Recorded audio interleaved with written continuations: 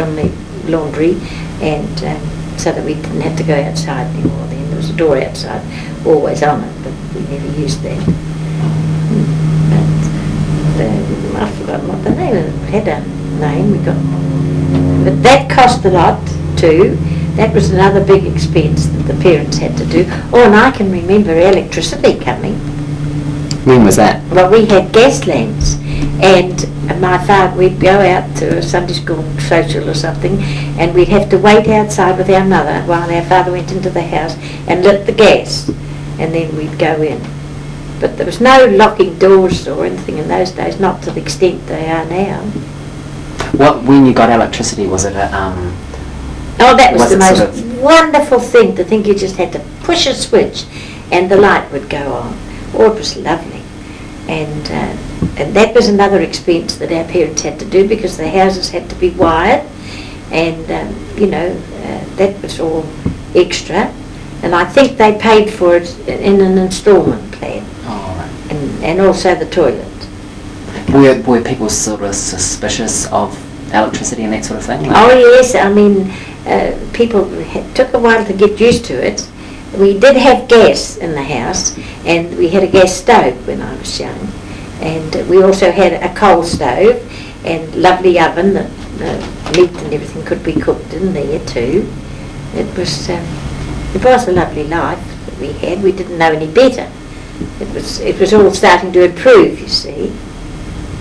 What about the telephone? Did you have it? No, it was only the well-to-do that would have a telephone. We eventually had one, but it was a long time after that we had it. It was men that were in business.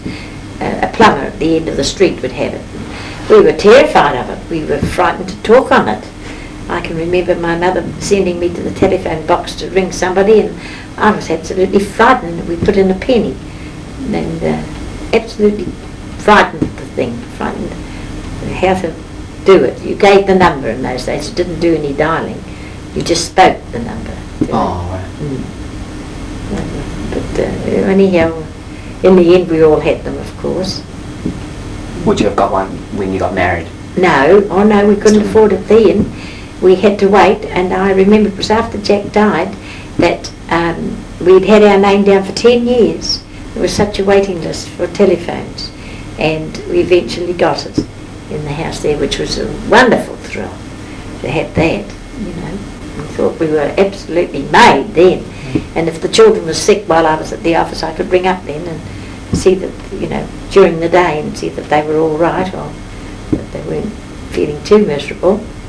But it was hard working with 3 children to when anything went wrong with one of them.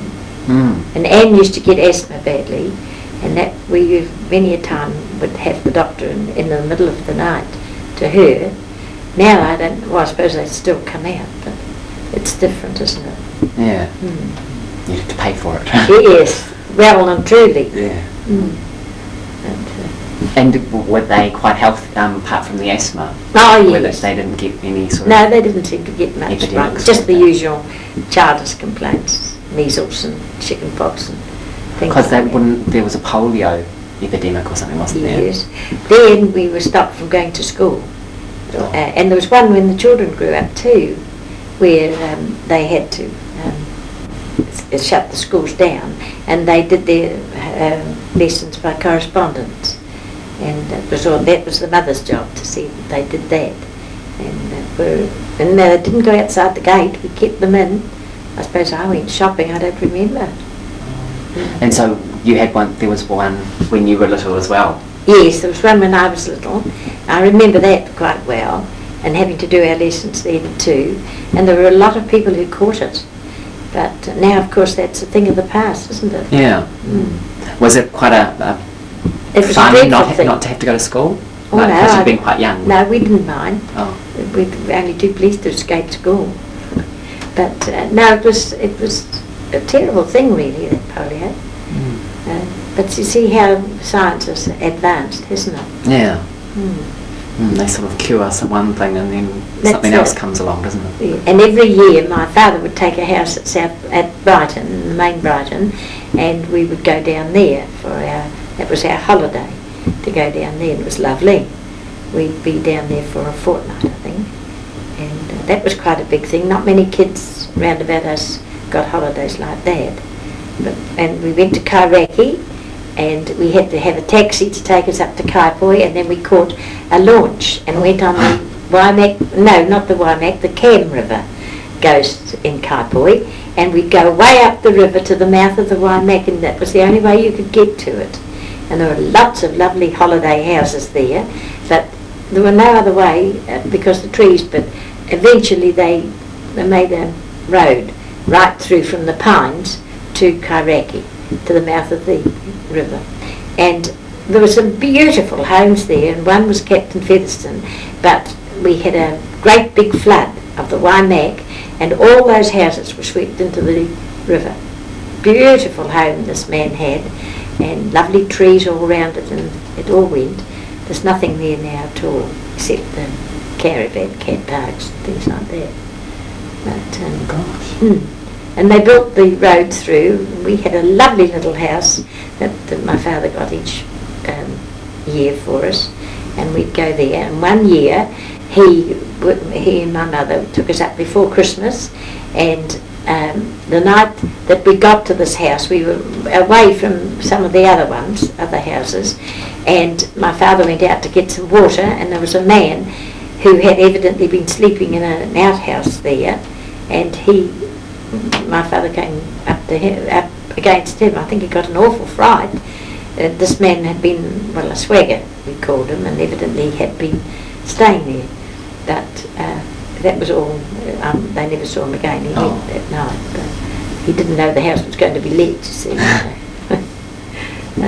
And another thing too in that community, everybody went to bathe at the same time. It was put up by the jetty where the launch pulled up, that bathing would be at a certain hour, and that was to coincide with the tides, you see. And everybody went over the sandhills together because you were safer for drownings and things like that. There were more people. It was lovely. And there were some very well-to-do people who had houses there that had, like Mackenzie of Mackenzie and Willis and things like that. I won't answer it. Oh yeah, that's all right. But, excuse me, I'll get... Right then. I call him Vic Aldridge, that's all Vic. Yeah, just Vic. Vic was born in Queenstown, right by the lake, by Eichhardt's Hotel, and it was the blacksmith shop, and his dad was the blacksmith at Queenstown. And in those days that would be a very good business because all people had horses, and he was kept very busy. I think he'd been a blacksmith in another part of Southland, but that was, I think, the finish of him as a blacksmith. I think he got a job in Invercargill, and they moved there as a family. But when Vic was very small, his father went to Dargaville. His father and mother took he and Auntie Marion to Dargaville, and they were, he was a blacksmith in a big foundry up there somewhere. And they went to school. Vic and Marion went to school, and he used to tell me about when he was sleeping as a little boy, and a burglar jumped in and went right across his bed. Marion was in the same room, and Vic never even woke. As this man, he had to go right on the bed to get through the window and get into the house. And Marion woke and disturbed him, but Vic slept through it all. So he must have been some sleeper.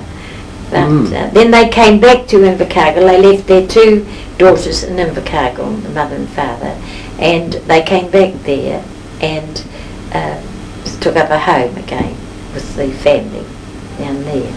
But did they leave the two daughters in the family home? Yes, they left the two daughters. Auntie Madge and Auntie Lena stayed in up there while they went to Dargaville. They didn't go up with them to Dargaville. They kept the house on. They'd be old enough to do that because they were so much older than Vic.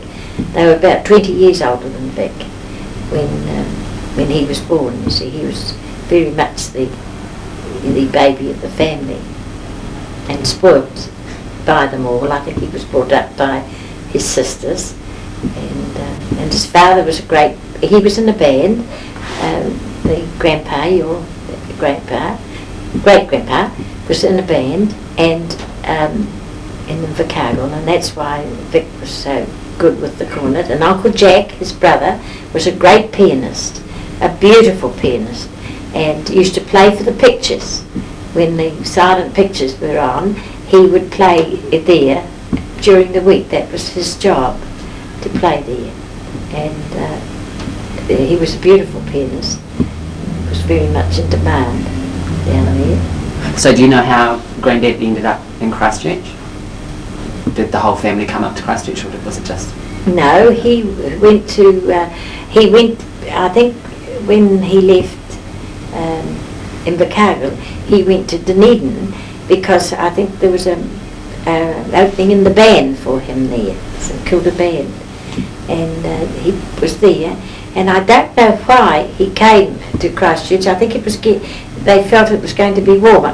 He would have met his wife there in Dunedin. She was a Dunedin girl, and I think they must have decided to come to Christchurch to live, and he came up and worked here with Estelle, who also had the Woolston band, and so that's how Vic came up. I think it was through bands that he came up to Christchurch and got a plastering job here, and then decided to build here.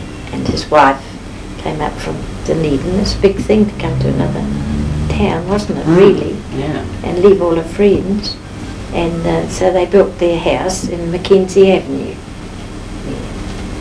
which was a big thing in those days, to go into a nice new house, newly built house. And you know, you were very lucky if you had that. And we built a house in Edgware Road, and we had to pay it off at £5, 12 and 5 a month. And it took us about 15 years before the house, it wouldn't have cost much, the house. I don't think it cost more than about £700 to actually build, but the paying off of it was done so slowly, you see, through a thing. None of us could have afforded to actually pay for a house when we first married. We had to pay it off, but that didn't hurt. It was ours in the end, which was a good thing. So that wasn't much, was it? £5, 12 and 5. Although that took a bit of saving, that £5, 12 and 5. It wasn't easy. We knew we had to pay it to keep the roof over our head. Yes, well, thank you. I think Thank you. That's enough.